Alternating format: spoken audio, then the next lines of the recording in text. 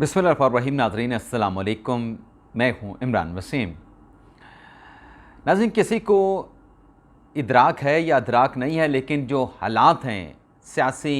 मामलात को लेके, हालात नाज़रीन ख़राब हो रहे हैं और हालात के मज़ीद ख़राब होने का ख़दशा मौजूद है। और जो डेवलपमेंट्स हम देख रहे हैं उसको देखें, उसका एनालिसिस करें तो उससे नज़र आता है कि जो मामलात हैं वो पॉइंट ऑफ नो रिटर्न तक पहुंच चुके हैं। इदारे एक दूसरे के आमने सामने आ चुके हैं। शहर इक़्तिदार में अफवाहें सरगर्म हैं, चहमगोइयाँ की जा रही हैं, क्यास एराइयाँ की जा रही हैं कि जो सिस्टम है वो लपेटा जा सकता है। तो चल क्या रहा है, हो क्या रहा है, फ़ैसले क्या हुए हैं, तहरीक-ए-इंसाफ़ क्या सोच रही है, हुकूमत ने क्या किया है और हुकूमत क्या करने जा रही है, इन तमाम मामलात की जो डिटेल है वो प्रोग्राम में आपके साथ हम शेयर करने जा रहे हैं। और एस्टेब्लिशमेंट ने बानी पीटीआई को क्या पेशकश की है और उस पेशकश का इमरान खान ने आज फिर क्या जवाब दिया है, और कुछ दीगर ख़बरें भी हैं जिनकी तफसीलात इस प्रोग्राम में आपके साथ हम शेयर करेंगे। लेकिन सबसे पहले हम बात करेंगे नाजरीन, जो हुकूमत की जानिब से आज एक ऐलान किया गया। वैसे तो 4 बड़े फ़ैसलों की अनाउंसमेंट की गई। एक तो कहा गया कि हम नज़र-ए-सानी दायर करेंगे, 12 जुलाई का जो फ़ैसला है उसको एक्सेप्ट नहीं करते, हम नज़र-ए-सानी में जाएंगे। दूसरा, इमरान खान के ख़िलाफ़, आरिफ अलवी के ख़िलाफ़ और कासिम सूरी के ख़िलाफ़ आर्टिकल 6 का मुकदमा, इसका फ़ैसला किया गया। और तीसरा, तहरीक-ए-इंसाफ़ पर पाबंदी का बहुत बड़ा सियासी फ़ैसला हुकूमत ने किया है। और चौथा ये किया गया कि वो ओवरसीज़ पाकिस्तानी जो बाहर बैठ के जिन पे इल्ज़ाम है कि वो रियासत मुखालिफ कैंपेन प्रोपेगेंडा करते हैं, उनके शनाख्ती कार्ड और पासपोर्ट जो हैं वो ब्लॉक किए जाएंगे। तो पहला जो हुकूमत ने फ़ैसला किया नज़र-ए-सानी दायर करने का, जैसे ही ऐलान हुआ उसके नाज़रीन कुछ ही देर के बाद जो नून लीग के वकील थे मखसूस नशिस्तों के केस में, हारिस अज़मत, उनकी जानिब से नज़र-ए-सानी की दरख्वास्त जो है वो सुप्रीम कोर्ट ऑफ पाकिस्तान में दायर की गई। इस दरख्वास्त में नाज़रीन नून लीग ने सुन्नी इत्तेहाद कौंसिल को फ़रीक बनाया है, साहबज़ादा हामिद रज़ा को फ़रीक बनाया है, MQM को, पाकिस्तान पीपल्स पार्टी को। और इस दरख्वास्त में नाज़रीन मुस्मिक नवाज़ जो बेंच है 13 रुकनी फुल कोर्ट, आपको बताते चलें कि नज़र-ए-सानी की दरख्वास्त वही बेंच सनेगा जिसने इस केस का फ़ैसला किया है। ये नहीं होगा कि जो मिनॉरिटी जजेज़ हैं, इख्तलाफी फ़ैसले वाले, वो नहीं बैठेंगे, वो भी बैठेंगे, और जो अक्सरियती फ़ैसले वाले जज साहबान हैं वो भी बैठेंगे। 13 का 13 फुल कोर्ट बैठेगा, 13 रुकनी, और इस नज़र-ए-सानी की दरख्वास्त पे समाअत करेगा। लेकिन कब करेगा, इस पर भी नाज़रीन आते हैं। पहले इस दरख्वास्त के जो मंदरजात हैं वो आपके साथ शेयर कर लें और आपको बताते चलें कि ये पहली नज़र-ए-सानी की दरख्वास्त है। मज़ीद नज़र-ए-सानी दायर होने का इम्कान है, इलेक्शन कमीशन भी आ सकता है। इलेक्शन कमीशन ने इसी मामले पर जुमेरात के रोज़ यानी 9 और 10 मुहर्रम के बाद जो पहला वर्किंग दिन होगा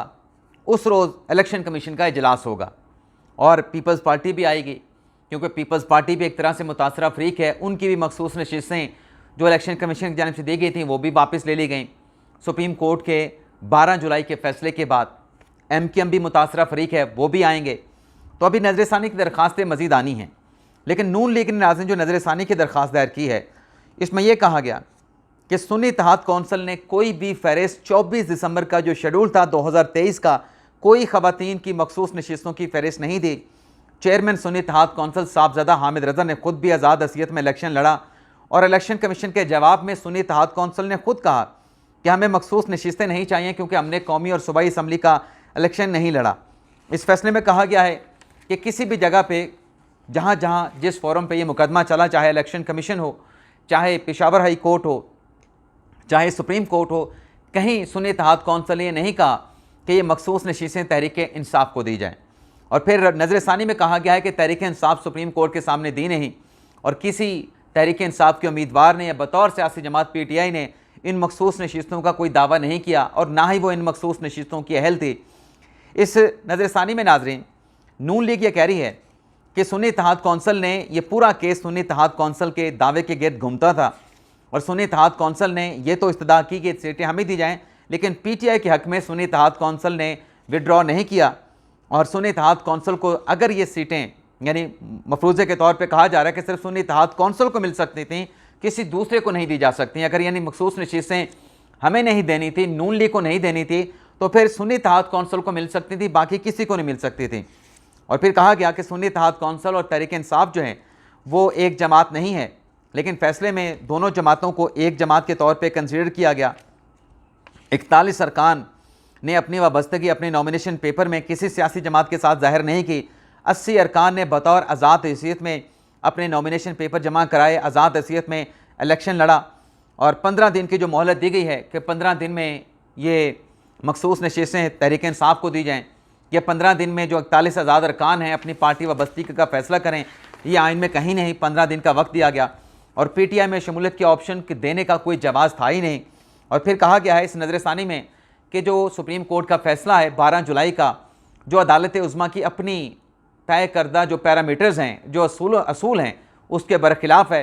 और इस फैसले में तशरीह नहीं की सुप्रीम कोर्ट ने बल्कि तकलीक की है। सुप्रीम कोर्ट तशरीह तो कर सकती है लेकिन कानून साजी नहीं कर सकती। और 5 सवाल इस नज़रसानी में मुस्मिक नवाज़ ने सुप्रीम कोर्ट के 13 रुकनी बेंच के सामने रखे हैं कि क्या ये सीटें सुन्नी इत्तेहाद कौंसिल को दी जा सकती थी, क्या मखसूस सीटें उस सियासी जमात जिसने फहरिस्तें जमा नहीं कराई उसको दी जा सकती हैं, क्या ऐसी सियासी जमात को ये सीटें दी जा सकती हैं जिसके नॉमिनेशन पेपर मखसूस नशिस्तों के हवाले से आज तक जमा नहीं हुए, क्या एक ऐसी सियासी जमात में ये आज़ाद अरकान शामिल हो सकते थे जिसने इलेक्शन ही नहीं लड़ा, कौमी और सूबाई असम्बली का एक सीट भी नहीं जीती, क्या जो सीटें मखसूस नशिस्तें थीं उनको खाली रखा जा सकता था, या ये सीटें सियासी जमातों में तकसीम करना ज़्यादा मुनासिब था और मुतनासिब नुमाइंदगी का फार्मूला दरअसल है क्या। ये 6 सवाल जो है मुस्मिक नवाज़ ने अपनी नज़रसानी की दरख्वास्त में उठाए हैं और इसमें इस्तदा एक और ये भी की गई है कि सुन्नी इत्तेहाद कौंसिल को ये नशिस्तें देने के हवाले से उसकी अपील पर तो हमें नोटिस किया गया मुस्मिक नवाज़ को, लेकिन ये सीटें पीटीआई को देनी है,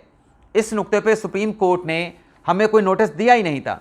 तो लिहाजा सुप्रीम कोर्ट अपने इस फैसले पर नज़रसानी करे और फौरी तौर पे नज़रसानी की दरख्वास्त को समाअत के लिए मुकर्रर किया जाए और जब तक इस नज़रसानी की दरख्वास्त का फैसला नहीं होता तब तक जो फैसला है 8-5 का अक्सरियती जज साहबान का, उस फैसले का जो ऑपरेशन है उसको रोक दिया जाए। अब नाज़रीन नज़रसानी की दरख्वास्त आ गई है, 13 रुकनी फुल कोर्ट ने सुना था तो 8 जजेस तो अवेलेबल हैं लेकिन 5 जजेस रुखसत पे चले गए हैं क्योंकि 15 जुलाई से जो समर वेकेशंस हैं उनका बाकायदा तौर पे बाज़ाब्ता तौर पे आगाज़ हो चुका है सुप्रीम कोर्ट के अपने नोटिफिकेशन के मुताबिक भी, और 2 माह तक नाज़रीन ये जो तातीलात हैं, समर वेकेशंस हैं अदालती, ये जारी रहेंगी। 5 जजेस जो छुट्टियों पे गए हैं उसमें जस्टिस मुनीब अख्तर साहब हैं,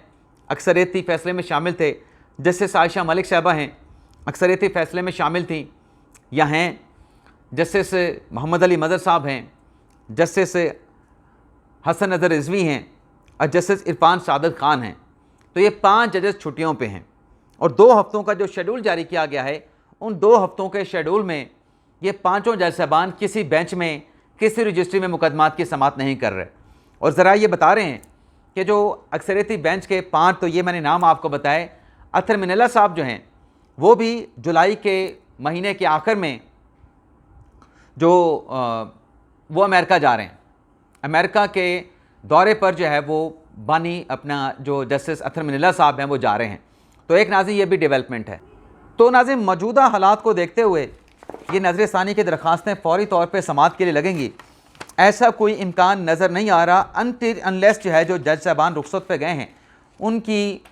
जो छुट्टियां हैं उनको मनसूख करके दोबारा जो है वो उन्हें नज़रसानी की दरख्वास्तों की समाअत के लिए जो है बुला लिया जाए। इसके अलावा नाज़रीन ये जो आज हुकूमत ने दूसरा फ़ैसला किया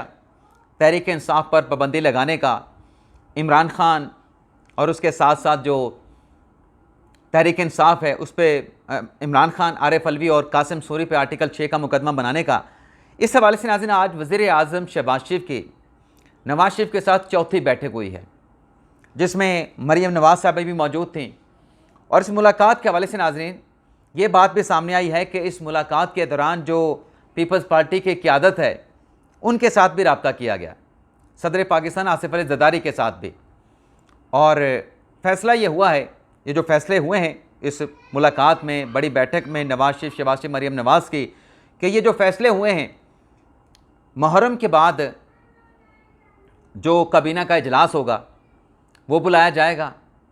और काबीना के इजलास में इन फ़ैसलों को के हवाले से गौर व खौज किया जाएगा और फिर इस मामले पे पार्लियामेंट का इजलास बुला के वहाँ पे डिबेट की जाएगी। यानी ये फौरी तौर पे फ़ैसले की अनाउंसमेंट तो कर दी गई है, लेकिन फ़ैसले जो हैं वो होने में कुछ दिन लगेगा। हतमी तौर पे पार्लियामेंट में डिबेट और काबीना में यह मामला लाया जाएगा। अब नाज़रीन, ये जो पाबंदी के हवाले से फ़ैसला हुआ, इसे पाकिस्तान तहरीक-ए-इंसाफ़ ने तो सर-ए-दस्त,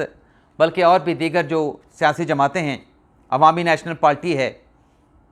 पख्तूनख्वा मिली पार्टी है, वतन पार्टी है और जमात इस्लामी हैं, इनकी तरफ से इस पाबंदी के फ़ैसले को जो है वो रिजेक्ट कर दिया गया है। बल्कि तहरीक-ए-इंसाफ़ ने कहा है कि ये जो फ़ैसला किया गया है बुखलाहट में किया गया है और ये आखिरी इनका हरबा है, तो हम अदालतों में चैलेंज करेंगे और हम भरपूर इस बात को यकीनी बनाएंगे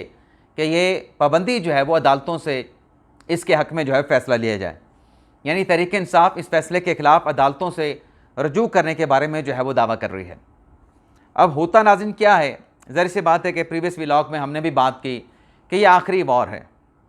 आखिरी वार है, वॉर कह लें, जंग भी है, आखिरी अटैम्प्ट भी है। उसके बाद नाज़रीन अगर मामलात अगर सही नहीं होते, मामलात हालात दुरुस्त डायरेक्शन में नहीं जाते और इसी तरह से हेड ऑन रहता है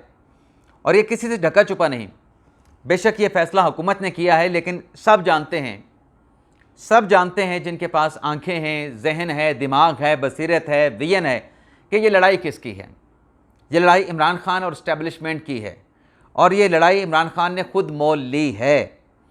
तो आमने सामने जो हैं वो इमरान खान और इस्टेब्लिशमेंट है। अब इन दोनों में ज़ाहिर सी बात है कि जो एक दूसरे के आमने सामने और तसादम की ऐसी सूरत हाल है, तो 9 मई असल इशू है। 9 मई की आपको माजी में कोई मिसाल नहीं मिलेगी कि किसी सियासी जमात ने मिलिट्री अमलाक या तनसीबात को निशाना बनाया हो, उसको टारगेट किया हो, वहाँ पे तोड़ फोड़ की हो। आज जैसा कि आप जानते हैं 9 मई के हवाले से इमरान खान साहब जो हैं उनके जिस्मानी रिमांड के लिए आज वो जो ATC की अदालत है लाहौर की, वहाँ पे पेश हुए हैं। वीडियो लिंक के ज़रिए मोबाइल फ़ोन पे उनकी हाज़िरी लगाई गई। 12 मुकदमात में इमरान खान साहब की अदालत में हाज़िरी लगाई गई और इसमें प्रोसिक्यूशन की जानिब से इमरान खान के जिस्मानी रिमांड की इस्तदा की गई और जो जज साहब हैं खालिद रशीद साहब, उन्होंने इस केस की समाअत की है। और इस केस में नाजरीन इमरान खान साहब ने 9 मई से या 9 मई के वाक़यात के हवाले से अपनी किसी भी किस्म की इन्वॉल्वमेंट से इनकार किया कि मैं तो वहाँ पे मौके पे था ही नहीं। जिन्ना हाउस पे या रावलपिंडी हमले के मौका पे मैं तो इस्लामाबाद हाई कोर्ट में था, वहाँ पे मुझे गिरफ़्तार कर लिया गया। इस्लामाबाद हाई कोर्ट में मुझे जो गिरफ़्तार किया गया उसकी CCTV फुटेज को गायब कर दिया गया। और इमरान खान ने जज साहब के सामने कहा, पहले तो खान साहब ने इजाज़त मांगी बात करने की, और जब बात करने की इजाज़त मिल गई तो खान साहब हैरान हुए कि मुझे इजाज़त दे दी गई है। लेकिन बहरहाल जज साहब ने इजाज़त दी तो खान साहब ने कहा कि वज़ीराबाद में मेरे ऊपर हमला हुआ और मेरी मर्ज़ी की FIR नहीं काटी गई।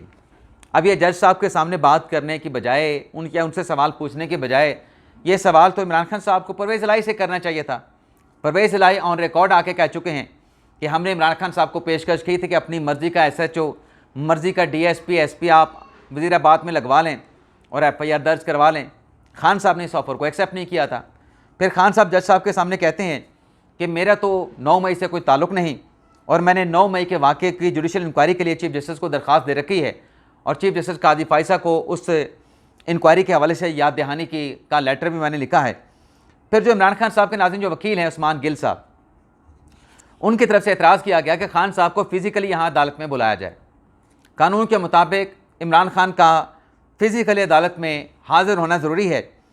और अगर एक रियासत ये कहती है कि सिक्योरिटी कंसर्न्स हैं और मुल्ज़म को पेश नहीं करती अदालत में, तो फिर रियासत की रेट कहाँ पे है। और फिर इमरान खान साहब ने दोबारा अपनी बात की। इमरान खान साहब ने कहा कि 9 मई पे मुझे यह ऑफ़र की गई कि आप माफ़ी मांगो। खान साहब ने कहा कि मैं क्यों माफ़ी मांगूँ, मैंने तो ख़ुद इनसे कहा है कि आप मुझे माफ़ी मांगें। अब नाज़रीन खान साहब को जो ऑफ़र माफ़ी की है अभी तक भी टेबल पे है, मुज़ाकरात की ऑफ़र भी टेबल पे है, लेकिन खान साहब उस ऑफ़र को एक्सेप्ट करने के बजाय ये कह रहे हैं कि 9 मई जो है वो इन्होंने खुद कराया है, सीसीटीवी फुटेज को भी गायब कर दिया है, तो मैं किस बात की माफ़ी मांगूँ, मेरा तो इसके साथ कोई ताल्लुक़ नहीं। लेकिन नाज़रीन, जो ये 9 मई का जो मामला है, इस पे जो ये मुख्तलिफ 12 केसेस में इमरान खान साहब की गिरफ्तारी या जिस्मानी रिमांड के लिए आज जिस तरीके से उनको पेश किया गया, इसमें 131 शवाहिद प्रोसिक्यूशन ने इकट्ठे किए हैं, जिसमें इमरान खान साहब के बयानात हैं जो उनके सोशल मीडिया अकाउंट्स पे चलाए गए, चाहे वो x.com हो, चाहे वो फेसबुक हो, इंस्टा हो, ट्विटर हो, वो सारे इकट्ठे किए गए हैं। और जिसमें ये बताया गया है, केस ये बनाया गया है कि इमरान खान ने इदारों के ख़िलाफ़ अपने वोटर सपोर्टर को, पाकिस्तान के अवाम को उभारा है, उकसाया है, तो लिहाजा ये 9 मई का जुर्म इमरान खान उसमें ज़िम्मेदार हैं। तो जज साहब के सामने है ये मुकदमा। और अब तक के नाज़रीन इतलात के मुताबिक जो मैंने एक जगह पे पढ़ा है कि इस केस में जिस्मानी रिमांड के मामले पे जो जज साहब हैं उन्होंने फ़ैसला जो है वो महफूज कर लिया है। और जज साहब ये कहते हैं, नाज़रीन मैं अभी आपको बताता हूँ, मेरे पास एक फीड आई है, बल्कि कहा जा रहा है कि समाज जो है वो जारी है, समाज जारी है। और लेकिन एक जगह पर रिपोर्ट किया गया है कि जज साहब ने कहा कि मैं इस मामले के ऊपर जो है फ़ैसला करूँगा। अब नाज़रीन, ये जो भी मामला जिस तरीके से भी जिधर जा रहे हैं, नज़रसानी आ गई, पाबंदी लगाने का फ़ैसला हुकूमत ने कर लिया, आर्टिकल 6 का मुकदमा कर लिया। ये बात जैसे मैंने कहा कि 4 फैसले किए गए हैं, ये बिल्कुल आखिरी अटैम्प्ट है। अगर ये अटैम्प्ट कामयाब नहीं होती तो फिर ये जो हेड ऑन है, ये जो इदारे एक दूसरे के आमने सामने आन ठहरे हैं, चाहे अदलिया इस्टेब्लिशमेंट है, चाहे इस्टेब्लिशमेंट अदलिया है, चाहे तहरीक इंसाफ इस्टेब्लिशमेंट है, इस्टेब्लिशमेंट तहरीक इंसाफ है या इमरान खान है, नाज़रीन मामलात को अगर इन हालात में फ़हम फरासत के साथ डील ना किया, अगर फ़ैसले ना किए गए, तो फिर नाज़रीन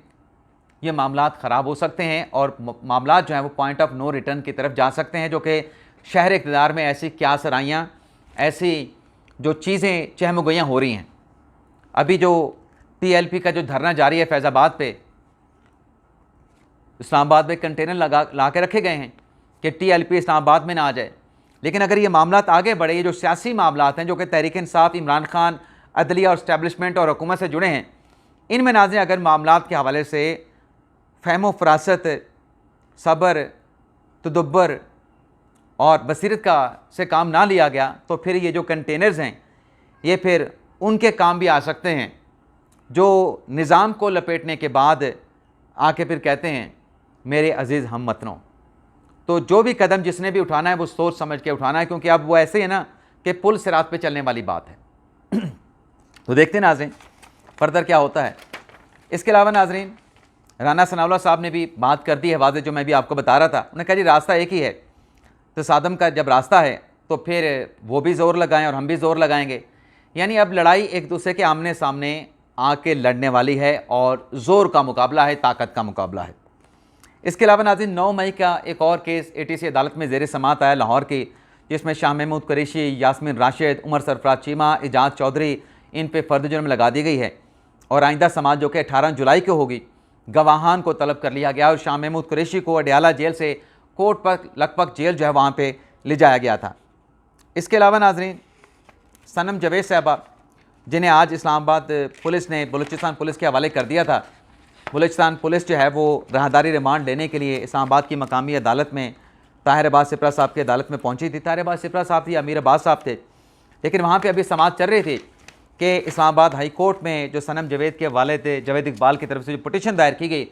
उसका कॉग्निजेंस लिया गया और वो पटिशन जस्टिस मियाँ गुल हसन औरंगज़ेब साहब ने समात के लिए लगाई। और फिर 5:30 बजे जस्टिस मियाँ गुल हसन औरंगज़ेब साहब ने सनम जवेद को पेश करने का हुक्म दिया और फिर पुलिस की तरफ से सनम जवेद को जो है इस्लामाबाद हाई कोर्ट में पेश कर दिया गया। और फिर जस्टिस मियाँ गुल हसन औरंगज़ेब साहब ने ऑर्डर पास किया कि अगले वर्किंग डे के ऊपर इस केस की समात करेंगे। लेकिन सनम जवेद के ख़िलाफ़ जितने मुकदमात हैं 1 साल से, उन तमाम मुकदमात का रिकॉर्ड मंगवा लिया गया है और सनम जवेद को जुमेरात तक गिरफ़्तार करने से रोक दिया गया है। और सनम जवेद को जस्टिस मियाँ गुल हसन औरंगज़ेब की जानिब से मुतनब्बे किया गया, उनको भी, उनके फैमिली के अरकान को भी और वकील को भी, कि सनम जवेद ने मीडिया के साथ कोई बात नहीं करनी। अगर सनम जवेद ने मीडिया के साथ कोई बात की तो ये जो गिरफ्तारी से रोकने का हमारा ऑर्डर है, ये ऑर्डर हम वापस ले लेंगे। तो सनम जवेद के मामले के पर नाज़रीन जो अगली समात है वो जुमेरात को होने जा रही है। इजाज़त चाहते हैं नाज़रीन, अल्लाह हाफ़िज़।